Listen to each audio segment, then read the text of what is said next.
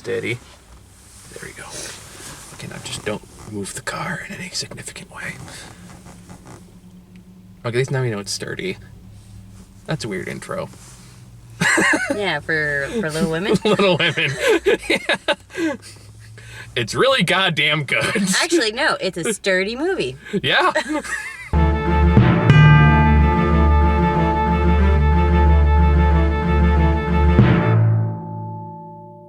For the sake of awkward comedy. Alright, so hi.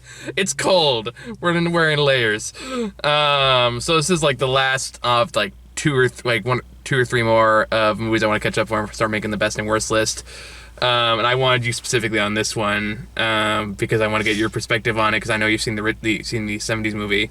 Was it the 70s one? Did we find that out? I was gonna look that up before we started this. Let me double check while you go ahead and Okay. Anything. So this is Little Women, which is I want to say the second movie made by the director who made Lady Bird. I'm gonna fact check that now too, but which got your attention for this movie because I remember I was talking to you about this and you're kind of like, I don't know, I've never read the book and I don't know if I want to jump into the movie. And I'm like, it was made by the director of Lady Bird. It's like, well, okay, I guess I'm in. And it's really fucking good. I adore this movie. I think it's honestly one of my top 5 of the year. I want to say, if not like in the top 3. Are you still trying to find it? Yeah, I found it. Is it 1970? 70. Yeah, I got it right. Yeah, I got it right. Take a little victory lap. Yeah, I do that. Okay, yeah. That's how it be. Okay, go. So, I don't need to vamp by myself anymore. So, what did you think? Definitely better than the 70s, that's for sure. Yeah, I never saw the 70s version. Is it pretty much the same plot wise as the original one? Do they change a lot from the 70s version? Or because I'm assuming I can't talk today. It's late. We're both very tired. I must speak for myself because I'm talking gibberish, and I'm trying to drag you into it so I don't feel alone in it. Okay, dragged. I'm just being honest. Yeah. So you want to know if it's similar to the 70s movie? Yes, that is my point. So yeah. So it is not. Okay. The overall plot, yeah, it's similar. They hit all the 70 movie points that they actually hit, not close to the book. I mean, it is close to the book, but they only cherry pick their favorite scenes, of course. Yeah. But in the 70s, I have noticed that the way that they depict a lot of the writing is really like they take it word for word seriously, and in this movie they actually put a little bit more emotion into it. There's a lot more nuance, I would say, yeah. Or at least, again, I can't speak for it because I didn't have seen the 70s one, so I'm just basing on what I personally saw, and I'm assuming that compares. Because this is made by a very smart director who knows how to tell their story through characters. You saw Lady Bird. Mm-hmm. And it has very much a similar style. First off, everyone gives great performances in this movie. Hands down, everyone's great. Even Saul. Yeah, sure. You don't like him? Yeah, I don't know. There's something weird about that actor I don't like. Fair enough. He's up there with Jimmy Fallon. Something just doesn't look right to me. It's the jaw, isn't it? No. Is it the forehead? It's the eyes. What are they, cold eyes or something? They're just tiny. They're tiny and they don't have much motion. They're like a rat. You see the rat eyes, and in the middle of a rat trap, and you know that their life is leaving their body. Wow. That's Okay. I recently caught a rat. So oddly specific. I guess that makes him perfect as a lawyer. Yeah. but the 70s movie. Yeah. Anyway, the editing is definitely better than the 70s because the 70s there's a lot less cutting. It's a little bit. I liked how they kind of tie all the scenes together because in the 70s movie they just go through a chronological order. Yeah, I was gonna say the original's like much more linear, right? I think the book's that way too. Yeah. And this helps a lot of people because it's such a long movie. It's really hard for them to just. I don't know. it's hard to get the full context of the character, or at least get invested in the characters. You can't really pick up on the character's development quickly if it is in linear order. That makes sense. So I feel like it was a cleaner version of Little Women from the 70s. Very much. Yeah, I agree with that. I think Too. there was some, like, the plot, what's the word I'm looking for? Narrative structure, I thought was very interesting and had some very clever beats, especially at the very end, which I do want to talk about. That not yet though, because I love the little twist they did at the end with the boy. Without going into further details right now, I thought that was very, very clever. Timothy, that guy. The French professor. Oh yeah. Yeah, I thought the way they did with him and how they kind of like addressed that, I thought again was really, really clever, and I do want to talk about that. But I just to kind of bounce off what you said, I do think this movie compared to the book, compared to the older movies, is told like in two different parts. Like he flashes back from like forward, present, past kind of thing. With the present being our main character Jo, who's played by, I forget the actress' name. I was just so bad because I love her work. And she's like, I don't think I've seen a movie that she's been in that has been bad. And it's gonna bug the shit out of me now. Saoirse Ronan. Saoirse Ronan. Yeah, that's probably why I don't remember her name. A badass name though. It is a cool ass name, and she, like it just makes sense because all the characters she plays definitely like, no, I'm not changing my name. Fuck you. I'm battling a cold here. Don't make me like. And you're using my Kleenex bottle. Oh, sorry. It's fine. Do you want to cut away for a second? Yeah, we're good. Okay. Sorry. I wonder if you can actually see me doing that, blowing bubbles from my nose. Well, now that you point that out, there are going to be people who can do like freeze frames. Please do. I want to see it. Anyway, so yeah, this one, it stars at main character Jo, who is a writer in New York, and she lives at a boarding school. And basically, she's kind of she's a struggling woman writer in a time where writers are hard enough getting making careers out of being writers, let alone women writers. Power of the vag. Yeah. She has to take on the patriarchy. No, it's not that kind of like that. That does play a big part of the movie in addressing and that's one of the reasons I want to bring you on this one too, because I feel like you have more. As the white man, I don't feel comfortable explaining that. And I wanted your opinion on that. Someone in the room who's hearing that, I can feel it. Yeah.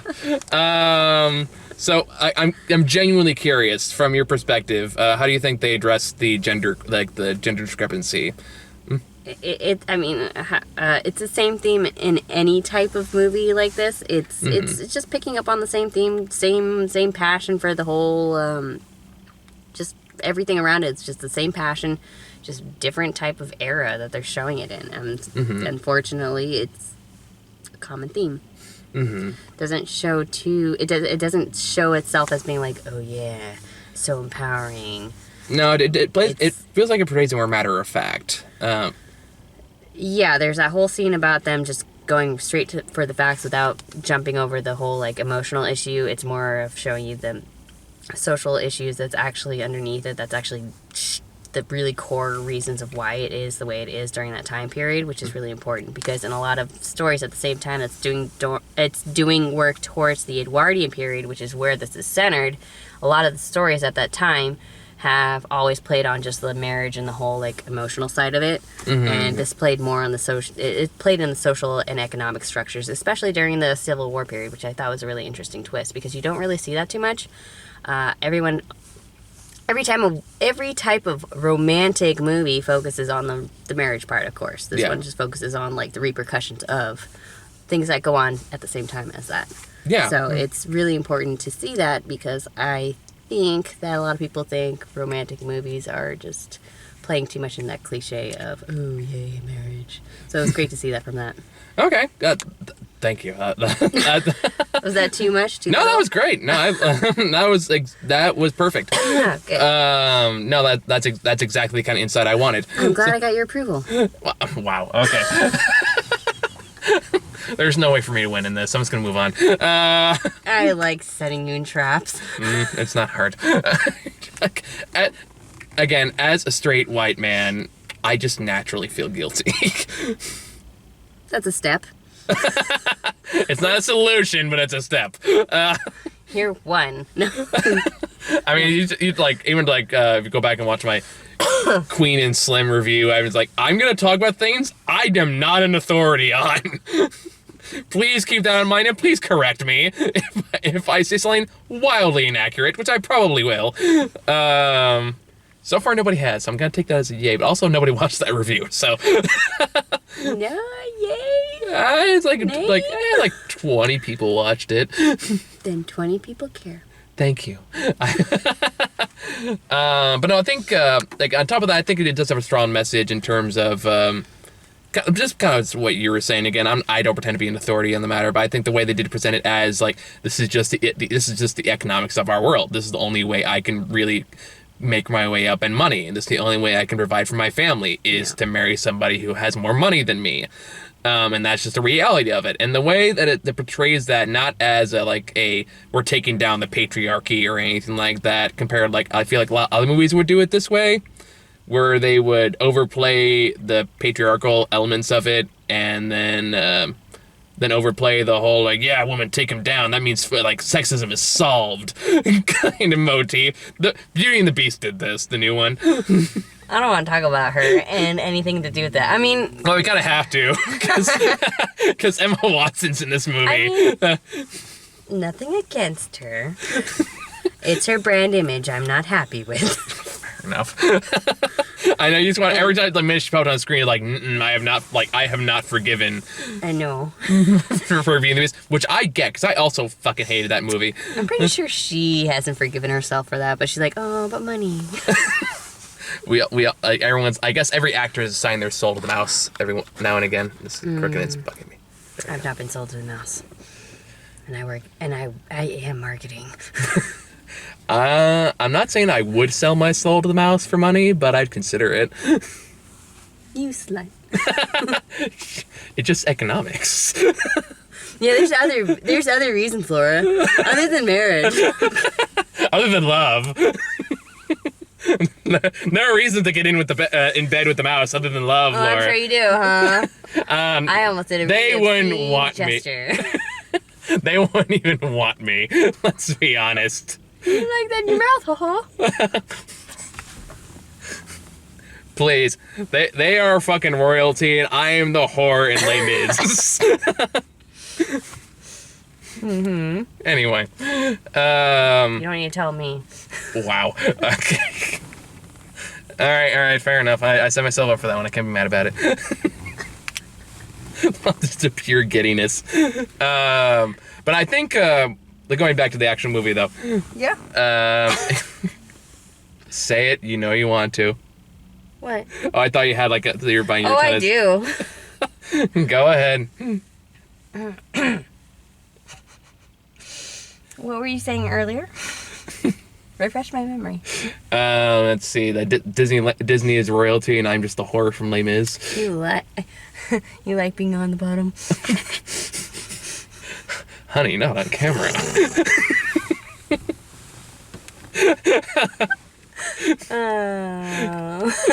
So wait, when Mickey's on top of you, does he say your body is a... Where is this going? Hold on. No, finish your thought. I want to hear this. What is the name of that one ride? You gotta be more specific. With all the little children in it. You need to be more specific. It's Disneyland. All the rides are for Small World after all. Yeah. Okay. Is your body really small? Okay, that does make sense. Love you too, sweetie. I tried. I'm allowed one failure a day. A new motto. Noted. I would say going back to the action movie though, outside of weird Mickey Mouse sex talk. Watch. Which they're definitely not gonna want us after that. No, you're definitely gonna get some fan fiction for that. Oh God. Say my name. Where I come from, 4 fingers counts as a fist. Oh. movie with so many copyrights. Oh, wow. I'm gonna write it. Oh, just reached 1 billion. Oh no. Anyway, Little Women. No, I think what really made this movie work. It's I watching another critic who was talking about this, and I kind of agree. There's no like single moment where you sound like, oh, I love this movie now. Like nothing sells it. It just for some reason after a certain point, when the douchebag guy starts negging Emma Watson, and you're like, dude, don't be an asshole. Just tell her she looks pretty. Timothy. Right. Yeah. Or that's the actor's name. Like the Lemmy. Laurie. Laurie, that's what it was. Laurie is in the movie. He's this guy who befriends Joe at this ball when they kind of just both kind of hanging out on the outside, and they have this very charming dance sequence where they're kind of just dancing on the outside of the party, and they're just kind of dicking around, and it's really cute and charming. But as the movie keeps going, he's I don't know what your personal opinions of him were, but I just thought he was a massive douchebag. Yeah, well, and he's kind of like in every type of story in that time period, actually. Is he? Yeah, well, that type of person, that stereotype. Mm-hmm. So he's a stereotype. Yeah, a well-played stereotype. A very well-played stereotype. You and I both agree he'd be a great Charlie Chaplin. Well, that's not that stereotype I was talking about. I was talking about, like, a Mr. Darcy kind of douchebag. Okay. Mr. Radcliffe. You name a douchebag from that time period, that's him. That means, I think the difference between, like, that and something like Mr. Radcliffe is, like, the only one of those I'm familiar with. That was Pride and Prejudice, wasn't it? No. No, which one Which one was Pride and Prejudice? That's Mr. Darcy. Mr. Darcy, sorry. It's okay. Mr. Darcy is the one I'm familiar with. This is my area. And this, again, another reason why I wanted you in on this one. Thanks to private schooling, it is my area. Mr. Darcy is the fact that you're still kind of supposed to like Mr. Darcy, and I feel like the movie did not want you to like Laurie towards the end of the movie, because they do, at least, again, this is my personal opinion. Okay. If you disagree, please educate me. Yeah, hold on, I'm just gonna hold this brow while you continue. Okay, well, now I feel judged. Well, because they do start with like very charming, very likable. Like he's friends with all the girls and stuff like that. But then he kind of like as the movie goes on, makes kind of just really uncomfortable advances towards pretty much all of them at one point or another. Even like Emma Watson's character, like he surprises her when she goes off to like his ball thing for a couple days or week or whatever. And then he just straight up just tries to nag her. And I was like, dude, fuck off. And shit like that. And then he eventually hooks up. Oh, okay, it's going to spoiler territory. Then he hooks up with the other sister, who's played by the girl from Midsummer, which I thought was great. Who is having so much fun in this. So, like, and that goes back into seeing, like, what you were saying before, the character growth, too, because there's definitely such a great big discrepancy between how they are when they're younger and how they are when they're older. The way they play off them, the way they continue to show those parallels really, really works this movie's strength. Especially with characters like Amy, I think her name was? The Midsummer girl? A lot of girls. Hold on. Let me go back. Yeah, I think Amy was the blonde sister, and Beth was the piano player. Florence Pugh. Oh, where the hell's her name? You might never know.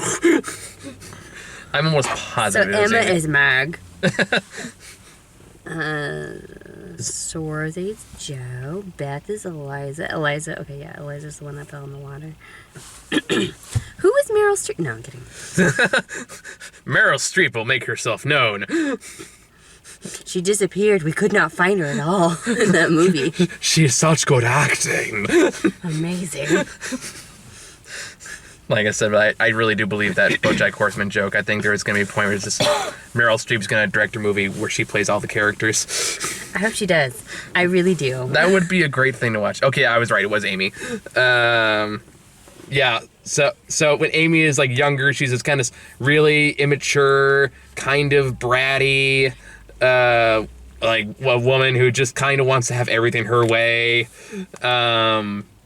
But then when they flash back to her in the current time, she's much more like seasoned, I would say. I don't know about necessarily mature, but definitely more like world weary. And the way they play off that dichotomy, the way they constantly reflect that and show those parallels, I thought was really effective, especially in relation to Laurie. Honestly, I was kind of hoping Laurie didn't end up with anybody towards the end. Well, that's, yeah. Okay. What was your thoughts on Laurie? I'm curious. What about the thoughts on Laurie? Yeah. Well, my thoughts are that just like Little Women, there are little men. Problem is, little men stay little men. That's why he's there. Oh, all right, noted. Okay. Because he's trying to find himself, so that's why he's talking to every girl. Every girl has they're at a different stage of their own life and their own development, and he's trying to find his own way. So he's talking to each girl, getting to know himself in the process, and once he finally gets there, he finally realizes, like, hey, I'm out of that stage of my life of partying and being horsing around and that, and I'm ready to do something with my life. And that girl, one of the sisters who was already at that point, they just met at the same point and they moved forward together. I can see that. I think, at least from my personal read of it, it did come off as creepy. Like, for me, I don't really know. I feel like he only got worse as time progressed.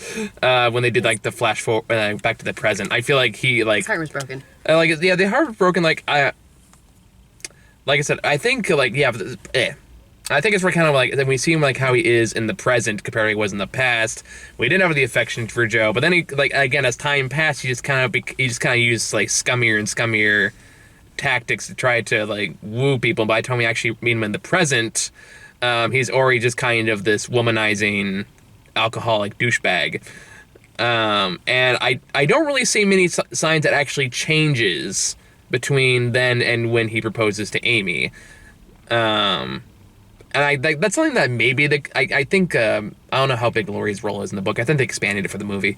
Yeah, he's a pretty big part in the book. Is he? Okay, I honestly don't know. But like that's one character growth I didn't really see. So by the time he actually does come around back to Joe at the end of the movie, I did like the little talk they had with him. I thought that was a nice scene. When he's kind of saying, like, yeah, you're right, this wouldn't have worked out, it was a terrible idea, the love I have for her is different. Like, okay, I like that. That does show genuine signs of maturity. Yeah, but they didn't show too much of that. I feel like I kind of wish they showed more of that progression, away from the, okay, I realize I've been acting mature and I want to, like, I kind of want to grow up now and I can see it doing that with you. To me, I felt like he was just trying to get to her, like, from the way the movie presented it, it felt like it was just trying to get to her to get back at Joe, or like as the second choice. Yeah. Which Amy rightfully calls him out on. Yeah. His character actually also follows a lot of the 1970s character of him. Mm-hmm. Where it just shows him talking to every of the girls and kind of, you're like, oh, is he going to choose her? Oh my God, it's giving you anxiety because, like, is he going to go with that sister, whatever? Because he keeps he keeps trying to find himself in a way that's kind of kind of creepy finding that way. And I can see that, but at the same time, he's still, he's got his own development that's different from the girls, and you can see him trying to find himself, but every time he tries, he fucking fails. That's fair. That's a fair read. Yeah, and as soon as he actually, like, gets away from everything and he hits his lowest point. You can argue at the party. Yeah. And then he just sobers up and he knows exactly what he thinks he needs and goes after that. So. I can see that. That's fair. Yeah. All right. Yeah, I can see that.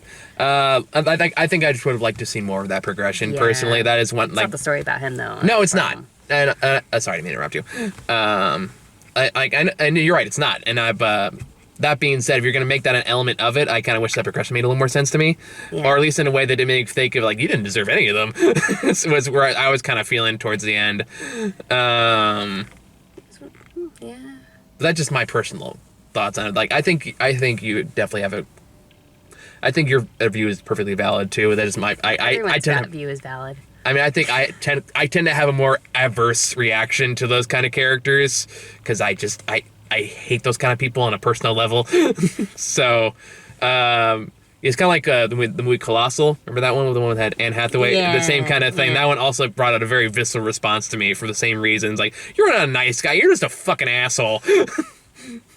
Yeah, if they put more scenes on of him, or they knew too much, but I don't think they go that deep in the book about him. Yeah, and that's fine because the focus is where it should be, is on the actual like the sisters and all that stuff. And every scene they all have together is just delightful. Yeah. They all have such good chemistry with each other. There's like it's every scene they have is just so beating on Emma Watson. It's so much. It's so pleasant to watch, and it's so sincere. And there's so much personal attachment to it, and you just like feel that they have this bond.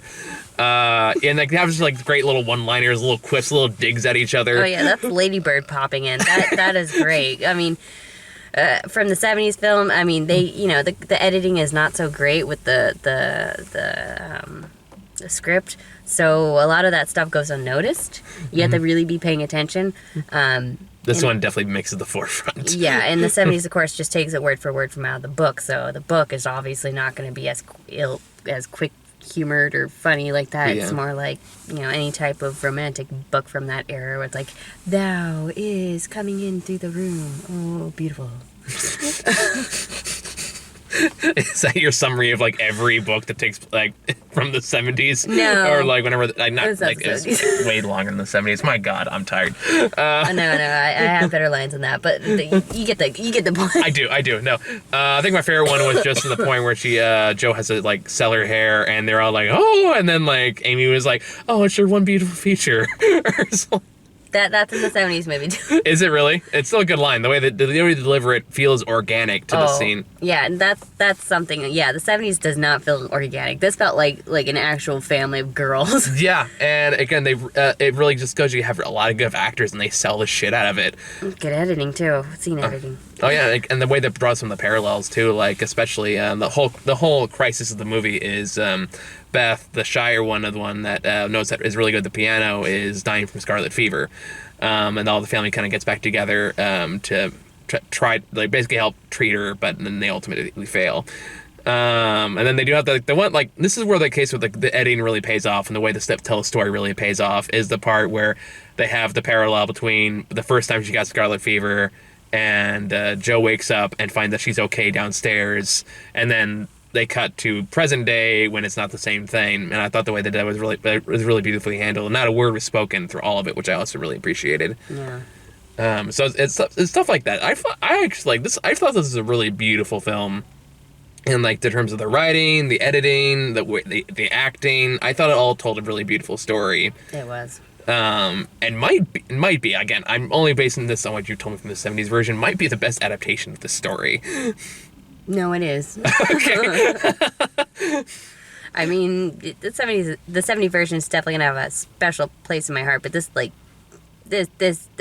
added volume. This knew how to tell the story. This told it correctly, and I felt like there was more passion on all angles of the whole film adaptation of this one. Yeah. So I definitely want people to see that one. Yeah. Yeah. So it's honestly a really beautiful film. I'm kind of amazed how much I liked it. Yeah, you were laughing a lot. I was having a great old time. Like, I honestly, when you were laughing, I honestly thought, like, well, maybe we should just get you a dress and you could join the family there. Because you would totally be a great sister for them. I could see you curling hair of Emma Watson's hair and giggling with That was my sister's. I hid in my room. Because you wanted to curl their hair. No, I wanted to hide because they. Did they curl your hair? No, they played the game called What Did Mikey Do Wrong Now? And then they go, why did my... it's okay, I can laugh about it now. It's okay. It's not a sour topic. No, I know. Yeah. I have other sour talks with all my sisters. This isn't one of them. It's like, my mother would start like, you should do this more. Then my sisters would come on the nearest potted plant. They'd come out of nowhere. And then they would add like, you do that a lot. And then they would keep like add on to that. And like, I'm going to go to my room now. And he was like, why doesn't he come talk to us much anymore? Sorry, I'm giving way too much information away. No, you're fine. So yeah, that like, I kind of wish my sisters were more like this. I feel like I would have gotten along with them. Or maybe I do want to put on a dress and go join their family. It's fucking amazing. It feels like a nice family. Yeah, it reminds me a lot of Notre Dame school stuff. It's fine. Yeah, no, it reminds me of my school. Yeah. Did you have a lot of friends like this at school? Yeah, it's the group that I hang out with all the time. Are they still like this? Yeah. Um, God. I mean, just last time we were hanging out, we were talking about shit like this all the time. Oh yeah. Yeah. Especially like the whole like dating thing. That's the hottest topic. That's really funny. I'm curious. What do they say? Nothing you need to worry about. Okay. Well, now I'm very concerned, but it's all right. Hey, look, a window. An unfogged window. Ooh. Anyway, I was gonna say something. I can't remember what it was now. I totally lost track of my train of thought. Oh, right. I know what to talk about there. The final twist of the movie, which is in the movie. This is what. It was all in Emma Watson's mind in the middle of the beauty mansion. Well, God, no, please don't. Bleh. I remember, like, in the beginning of this movie, when Emma Watson showed up, you're like, oh, God, not fucking her. And then immediately she twists her ankle. And then she gets, like, a pillow thrown in her face. And then she gets her hair burnt off at one point. And you're like, I feel a little better. A little bit. Well, I leaned over to you and asked if you felt better about it. And you're like, yeah. Well, yeah, but a little bit. It's a start. Yeah. She's got a long road to go down. After that shitstorm. I mean, say what you will about Emma Watson. I like how she's using her fame, at the very least. But what about her face? What about her face? She needs to use it more. Okay, yeah. I'll give you that one. She knows how to use her 3 expressions well. Do you think she'd win in a contest against, what's her name? The other one, Kristen Stewart. Oh, I give her credit over Kristen Stewart. That being said, Kristen Stewart actually is a pretty goddamn good actress. You put her in the right role. Oh, okay. Well, then same for Emma Watson. Then we need to find her a better role. This was a better role. I have to say, it definitely plays into her strengths, or what she's used to. That's for sure. Pillow in the face. Walking down a staircase with a pink dress on, identical almost. Yes, like that very specific niche. Everyone has something. Yeah. It's mine. Okay. I think it's mine. I'm kidding. Continue. Now I feel like Watson's husband. Like, you can spend the money on the dress. It's okay. Okay, you need a new coat. I sewed my hair to get you this beautiful comb. You know that old story? What? You don't know that story? No. It's like the wife has like this her long beautiful hair. She shaves she sells it to buy her husband a watch or something like that, and then like husband sells her glasses to buy her a comb or something. It's an old story. Oh, how awkward that would have been. The moral of the story was they loved each other enough to sacrifice the thing they held dearest for something they thought they would appreciate. So if he can see her and she was not cold with her head. You probably have to send me that story so I can it's old. I don't even remember what it's called. I have to look it up. But The Hairy Price of Love. Whoa, that just sounds like a porno. Also from the 70s. Starring a few little women. And 70s Bush. That's the hairy part. And 70 is man chest hair with like no grooming down here whatsoever. I shave to keep your head warm. Anyway, the twist at the end of the movie that I want to talk about is this is the part where I was like, oh, they're going down this route, and I was like, I love they did a very tongue-in-cheek way that I appreciated, which is in the beginning of the movie, Joe is talking with her, like this professor who lives at the boarding school with her. And you can tell he kind of has a thing for her. He gets her a bunch of Shakespeare books because he's a writer, and then kind of shits all over her work without actually giving any genuine criticism. Oh, yeah. That's totally flirting. Yeah, I know. I was like, you know how to win him, dude. And then he's like, what, are you mad at me? Like, yeah, dude. At least, like, you're going to say you don't like it. At least say why. I don't know. I at least... explain my reasoning. I also just wouldn't say this thing you gave me that you're entrusted with me is bad. I said I wouldn't say that. Uh-huh. Okay, I'm feeling really judged right now. I'm taking nerd. Yes! You get In two your wins. face! In your face! You get 2. That is 2 for one night. That's a rare thing. I know, that's why I'm making a big deal about it. Nerd. I very rarely get more than 1. You rarely get 1. I know! This But is not a 2. Shit day. See, you win today. Yes! You're just mad because I won today.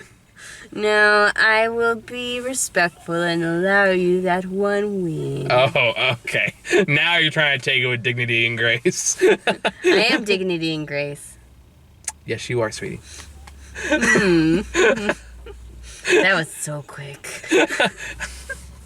I'm learning. You did a good job. Thank you. Anyway, so the twist in the movie. Again, I use that term loosely. I'm going to overhype it. But basically, at the end, the professor comes back, and this is after Laurie has married Amy, and Joe, after having like a very touching speech about how she doesn't want to be identified by her gender, but at the same time she's lonely, so she's kind of she's looking to settle, basically, for the sake of basically living social, like the social norms that at this point she feels like she has to do because of economics, and it's like the only way to live, or at least in her mind at the time. Would you consider that an accurate read? Okay. Yeah, but not in her mind. It's expected of her. Yeah. Okay. So it matched the expectations. But then of course he finally comes around, and then he's like, "Oh, I married your sister. I hope we can still be friends." But it's like, "Hey, I fucked your sister." Surprise! We're still friends, bro. Yeah, totally, bro, totally. I'm gonna cut your dick off later. Except I can't, because it's my sister's now. She can cut it off all her damn She self. wouldn't want to cut it off.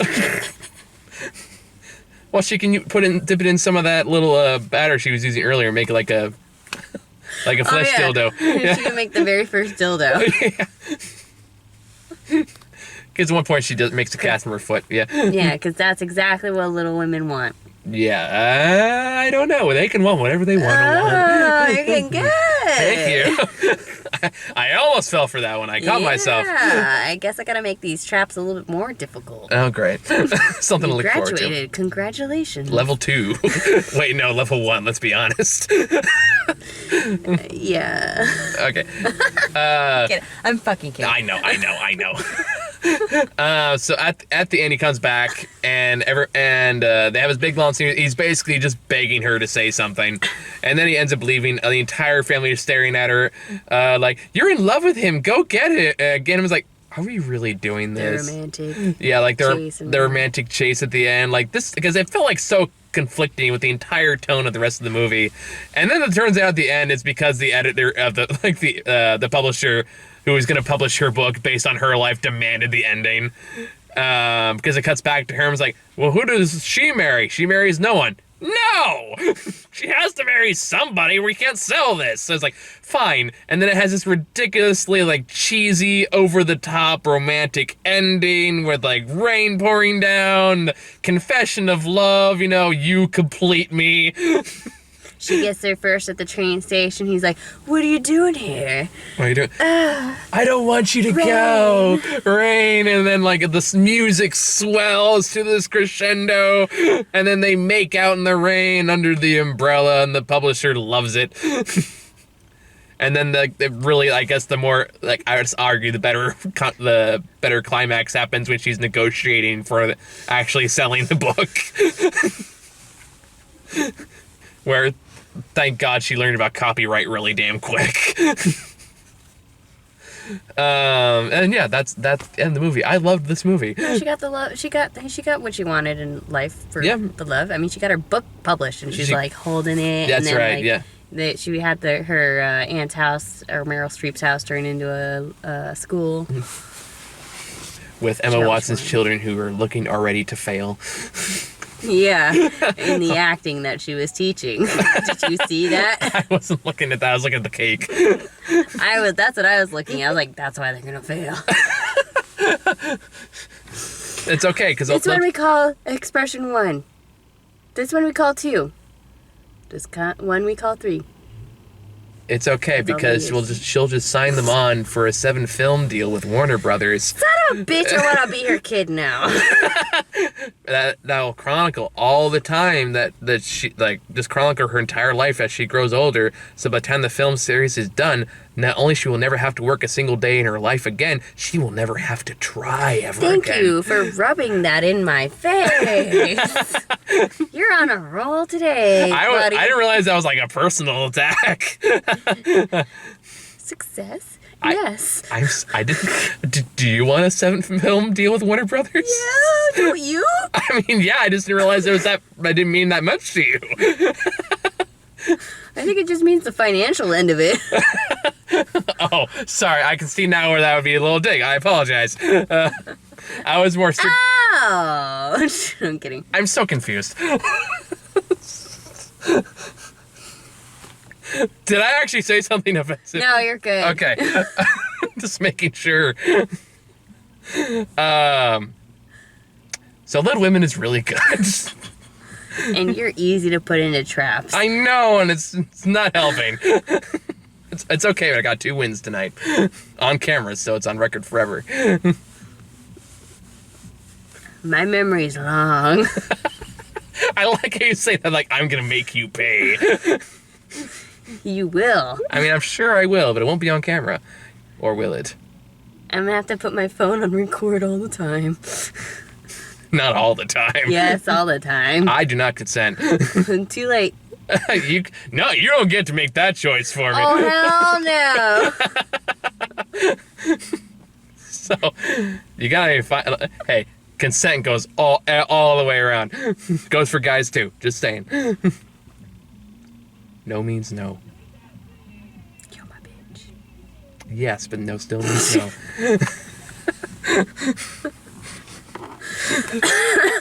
So, you got any final thoughts for Little Women? Anything we forgot to discuss that you want to bring up? Or No, it's a great movie, great adaptation. Do not see the 70s one. See this one. And maybe read the book. I don't know. No, actually, I'm gonna start reading the book because I want to see how much they actually how they changed that from into modern stuff. It's gonna be cool. Let me know how it is. Cause I'll be genuinely curious. I probably will never read it, but I will be genuinely curious. Okay. Yeah, because honestly, I like the pacing of the movie a lot better than the book, and I feel like knowing that would kind of kill it for me. Yeah. The book's gonna be slower. I know that. Yeah. I mean, my grandmother's coffee's like that thick, so oh Jesus, it's gonna take me a while. Yeah. Okay. So I think it's it for that one. This week I got the last one on my list for catch up is 1917. I think, which is a big rah war movie, which is about as far away from this movie as it gets. Still good. I'm gonna see that movie. That's another war piece. Yeah, like a history piece. Mm-hmm. Apparently it's all done to like one shot, which is really cool. Oh. Or at least it's portrayed as one shot. It's not actually one shot, but they hide the edits so you can't tell. So I'm really curious about that one. That one's getting a lot of great reviews. And I think the other one is, was it Your Mercy? That's the one we got the trailer for. The one Michael B. Jordan is a lawyer. Oh, yeah. I think it was called Your Mercy. That also comes out tomorrow, so I'm going to try to see that if possible. Otherwise, it's off to the shit that comes out in January that I have to go see. Which is? Oh, God. I'm already like, it's like, You're the Boss. That's the one I got to go see. Why does that sound like a Melissa McCartney movie? It's close. It's a Tiffany Haddish movie. Who's that one? Here, I'll just pull up a picture. Her. Oh, okay. Yeah. The other obnoxious comedic actor who does the same thing in every movie she's in. Well, I also can't stand. So, would you love a movie with her, with Melissa McCartney? Who else do you not like? They were in a movie together. It was called The Kitchen. Oh. And it was terrible. Was that torture for you? So, It was meant to, it wasn't even a comedy. It was meant to be played straight, and it was still really bad. Well... It's okay. It is what it is. Underwater. That's another one I gotta go. That's the other one I gotta go see. Oh, ironically, with Kristen Stewart. I know that one. Yeah. Yeah. My dad jumped at the trailer, and that was on a TV. Really? He went, "Whoa, that looks scary." I'm all like, guess we're gonna see that movie. It is not doing great. Great. I mean, it's got better than Dr. Dolittle. That movie, I want you to see the original. I think that one's a 70s. That would be cool. I would be down to watch that. That one, that one was a movie I watched when I was sick. I know a little bit of the history behind it because I've watched some video pieces about it. I know like the actual marketing for it was kind of a train wreck, in that they massively like over budgeted on the merchandising and then none of it sold, from my understanding. For the 70s one? Yeah, for the 71. Yes, for the 70s one. It's actually very interesting if you want. If you want, I can show you the link, but it's actually very interesting to learn about. Yeah, my mom will like that link too because that was one of her movies that she liked. Yeah, it was mostly like talking about like the end of the Broadway, like the movie musical for a while. Ooh, yeah. Yeah, so it's talking like as, yeah, got it. Yeah, it talks like Lady. Yeah, like My Fair Lady, Hello Dolly was or stuff like that. Hello Dolly, yeah, that bombed. Yeah, Hello Dolly was the one that killed it. No, that's a perpetrator. So, yeah, I think that's all we got for that. Thank you guys for watching. See you guys later.